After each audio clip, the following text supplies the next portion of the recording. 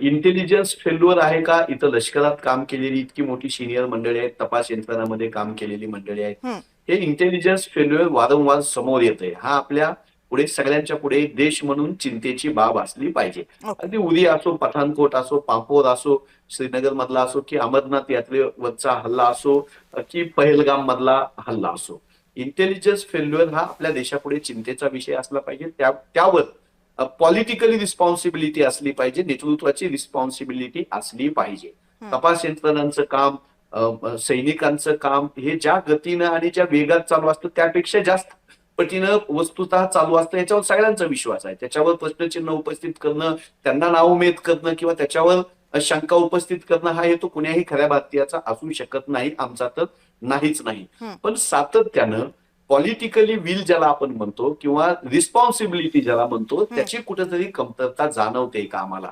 हा प्रश्न विरोधी पक्ष म्हणून आम्ही इथे उपस्थित करतोय. 12 निष्पाप लोकांचे जीव गेलेले आहेत. हे जीव गेलेले परत येणार नाहीत आणि एका ठिकाणी दहशतवादी हल्ला झाला तर आपण अशा दहशतवादी हल्ल्यांचा इतिहास बघितला. माझ्या पक्षाचं सरकार असू द्या, गणेशजींच्या पक्षाचं असू द्या, तर एखादी दहशतीची घटना घडून संपूर्ण देशामध्ये त्याची दहशत बसवणे हा या अतिरेकांचा पहिला हेतू असतो. तो वारंवार यशस्वी होताना दिसतोय, ही माझ्यासारख्या भारतीयासाठी हातबलतेची गोष्ट आहे.